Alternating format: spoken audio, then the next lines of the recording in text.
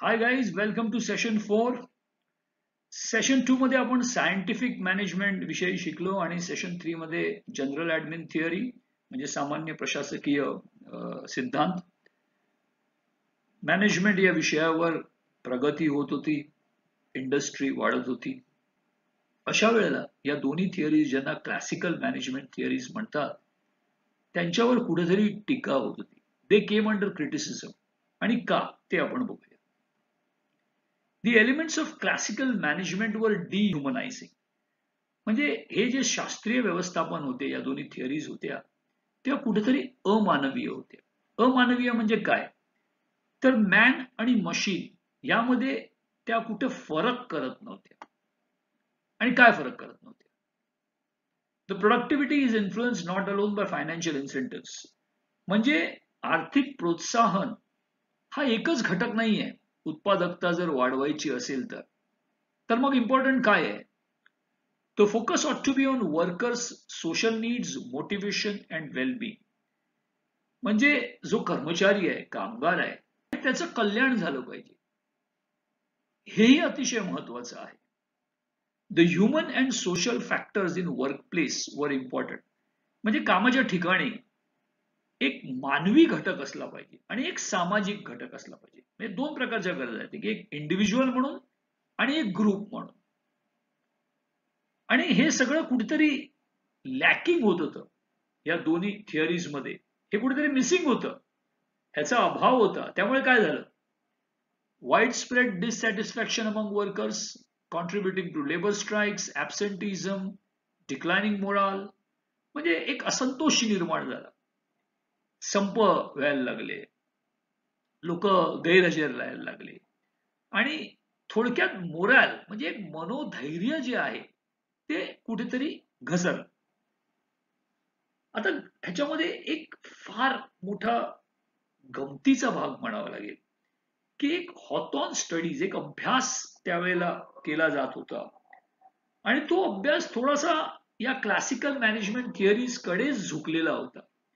आणि तो अभ्यास करत असताना असे काही निष्कर्ष बाहेर झाले की त्याच्यामुळे एक नवीन थिअरी जन्माला आली, एक नवीन सिद्धांत जन्माला आला आणि तो म्हणजे ह्युमन रिलेशन अप्रोच. आता पहिलं आपण हॉथॉर्न स्टडीज एक्झॅक्टली काय होते ते थोडंसं आपण त्याचा अभ्यास करूया.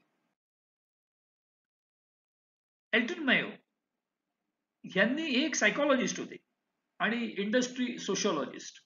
यांनी 1924 आणि 1932 याच्यामध्ये वेस्टर्न इलेक्ट्रिक प्लांट शिकागो इकडे हा स्टडी त्यांनी केला होता. आणि त्याच्यामध्ये काय होतं? The first stage investigated the effect of illumination. Two groups of 6 experienced female workers were separated from the main factory by a 10 feet partition. त्यांनी काय केलं होतं? एक दोन गट केले होते. साधारण 6 फिमेल वर्कर्स होत्या आणि त्यांना इतर वर्कर्स पासून एक वेगळं 10 फीट पार्टिशन, एक वेगळ्या ठिकाणी एक त्यांचा एक वेगळा एक घटक बनवला होता. दोन ग्रुप्स वेगळे वेगळे असे त्यांना बसवले होते. आणि मग पुढची 5 वर्ष बऱ्याच प्रकारचे प्रयोग केले की त्यांचं लाइटिंग जे आहे, इल्युमिनेशन जे आहे, म्हणजे ज्याला आपण प्रदीपन म्हणतो, प्रकाश योजना, ती चेंज केली, कमी जास्ती केली. त्याच्यानंतर त्यांच्या वर्किंग डेज मध्ये फरक केला. त्यांची आठवड्याची जी कामाची लांबी आहे किंवा त्यांची जे रेस्टिंग पिरियड आहे, विश्रांती आहे, ते विश्रांतीचा पिरियड थोडासा वर खाली केला. किंवा त्यांची जे पेमेंट आहे, म्हणजे त्यांना जो मिळणारा मोबदला आहे, पगार आहे, तो सुद्धा कमी केला, जास्ती केला. आणि कशा करता ते त्यांना बघायचं होतं की कुठची अशी गोष्ट आहे की ज्यांनी कमी किंवा जास्ती केल्याने आउटपुट वाढतं. म्हणजे तुम्ही बघा, पुन्हा एकदा तो थोडासा सायंटिफिक मॅनेजमेंट कडे झुकलेलाच प्रकार होता. पण ह्यामधनं एक अतिशय आश्चर्यचकित करणारी निष्कर्ष बाहेर पडले. ह्याचे फाइंडिंग्स काय होते ते आपण बघूया. Strangely, the productivity increased despite any change in lighting condition, number and length of rest hours, remuneration. म्हणजे आधी जे वेगवेगळे प्रयोग केले गेले होते की त्यांची लाइटिंग, इल्युमिनेशन, प्रकाश योजना बदलली होती, त्यांचे विश्रांतीचे पिरियड बदलले होते, रेम्युनरेशन बदललं होतं. हे सगळं करून सुद्धा कितीही चेंजेस जरी केले तर यांची प्रोडक्टिव्हिटी वाढत होती, उत्पादकता वाढत होती. आणि इथं बघितल्याप्रमाणे 2400 रिलेज म्हणजे ते जे काय काम करायचे पर डे 2400 जे आधी व्हायचं किंवा इतर लोक जी करत होती त्यांच्या तुलनेमध्ये हे जे दोन ग्रुप आहेत ते साधारण 3000 रिलेज पर डे करायला लागले, सर्व प्रकारचे चेंजेस करून सुद्धा.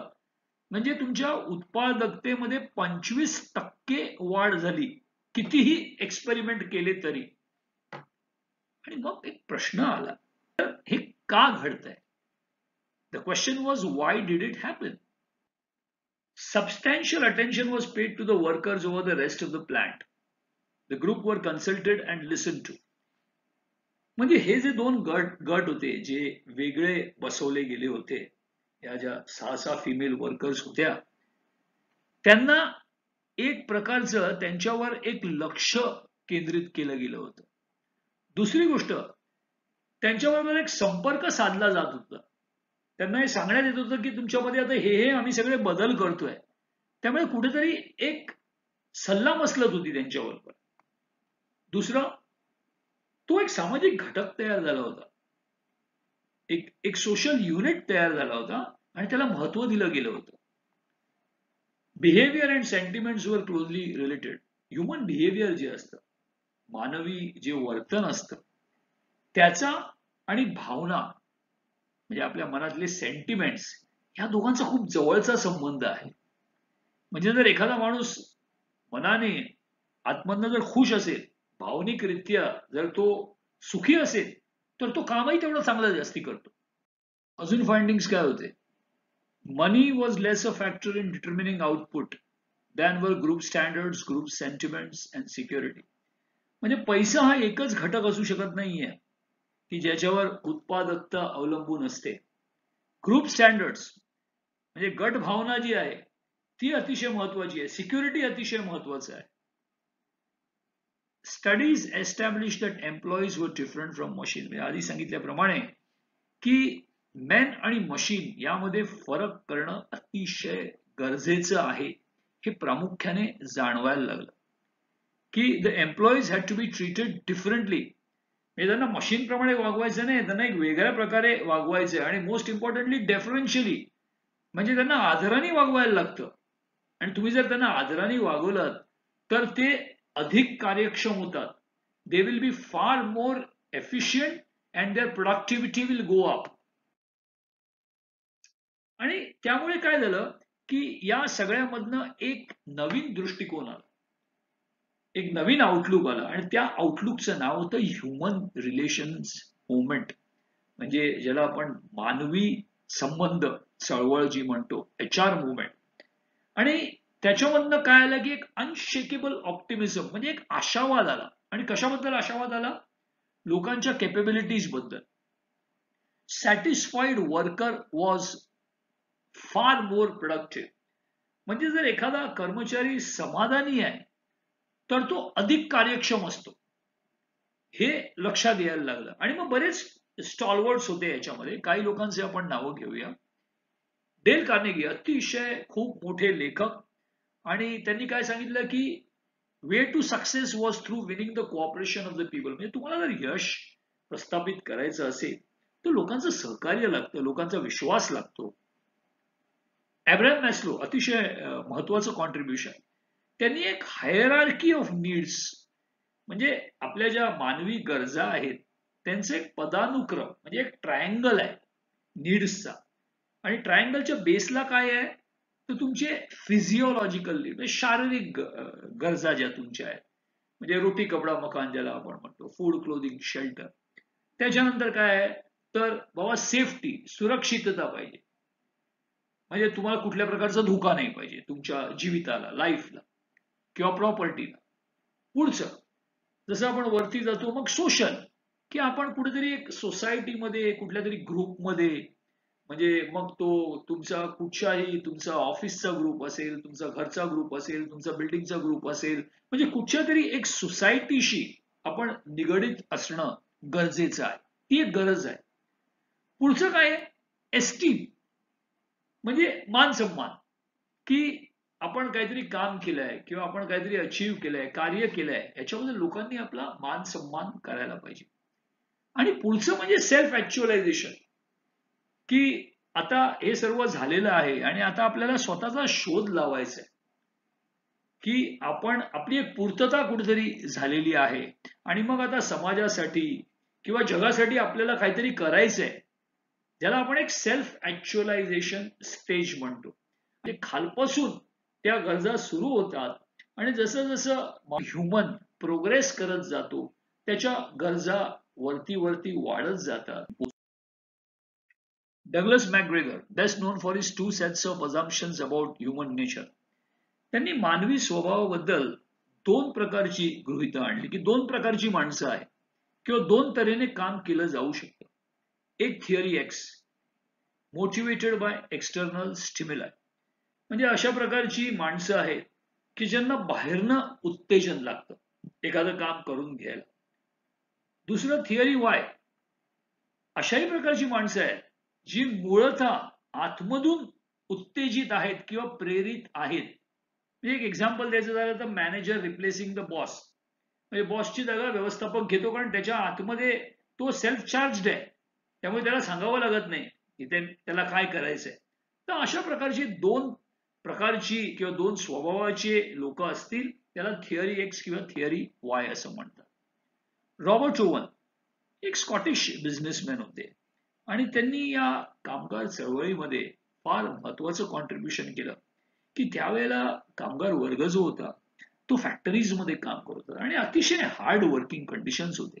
त्यामुळे he was committed to releasing the suffering of the working class, म्हणजे त्यांची दुःखातनं मुक्तता करायची. बॅन चाइल्ड लेबर, बालमजुरी हा फार मोठा प्रॉब्लेम होता त्यावेळेला, तो त्यांनी बंद केला. इम्प्रूव्ह द वर्किंग कंडिशन्स, म्हणजे त्यांची जी कामगारांची जी जी स्थिती होती काम करायची त्याच्यामध्ये सेफ्टी नव्हती किंवा जसं इथं सांगितल्याप्रमाणे वर्किंग आवर्स रेग्युलेटेड नव्हते, की किती तास काम करायचं एखाद्या कामगाराने.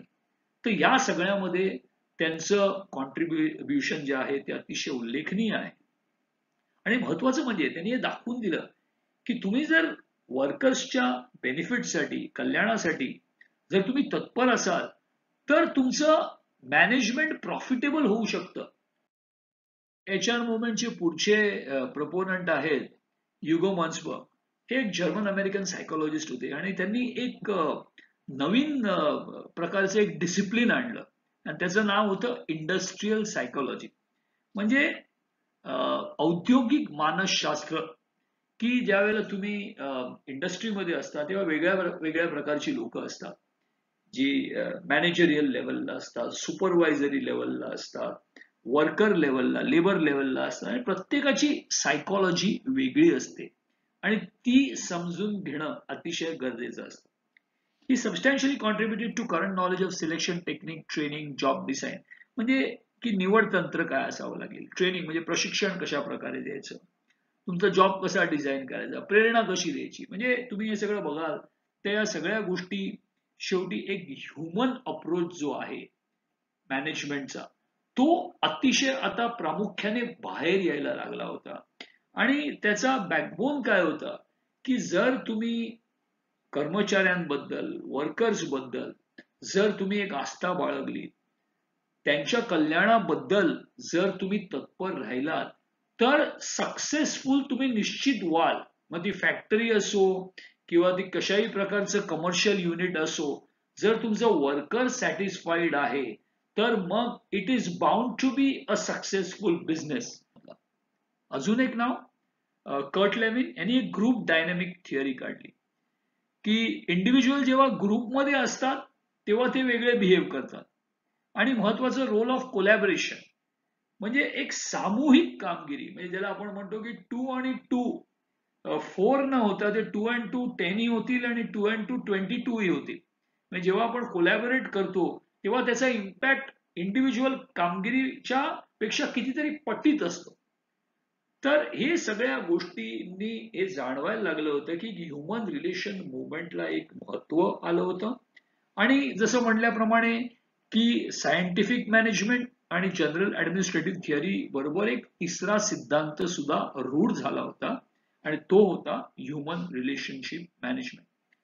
पण परत कालांतराने बदल होत चालले होते आणि कसले बदल होत चालले होते तर सोशल होते, पॉलिटिकल होते, टेक्नॉलॉजिकल होते आणि हे सगळे बदल जे झाले ते प्रामुख्याने कोणत्या कारणांमुळे झाले तर टेक्नॉलॉजिकल ऍडव्हान्समेंट म्हणजे तंत्र आणि तंत्रज्ञान यांचा विकास जसं इंडस्ट्रीयल रेव्होल्युशन पुढे सरकत होतं तसे तसे नवीन नवीन शोध लागत होते वर्ल्ड वॉर 1 वर्ल्ड वॉर 2 आता ह्युमन हिस्ट्रीमध्ये मानवी इतिहासामध्ये हे अतिशय महत्वाचे टप्पे आहेत 1914 to 1918 and 1939 to 1945 हे दोन world Wars war time needs म्हणजे ज्या वेळेला पीस असते त्यावेळेच्या ज्या गरजा असतात आणि ज्या वेळेला युद्ध असतं त्यावेळेच्या गरजा असतात यामध्ये खूप फरक असतो आणि त्यामुळे काय होतं की ऑलरेडी जे तंत्रज्ञान विकसित झालं होतं बिझनेसचा पसारा वाढला होता त्यामुळे ज्या प्रोडक्शन सिस्टम्स होत्या त्या अतिशय कॉम्प्लिकेटेड आणि कॉम्प्लेक्स होत चालल्या होत्या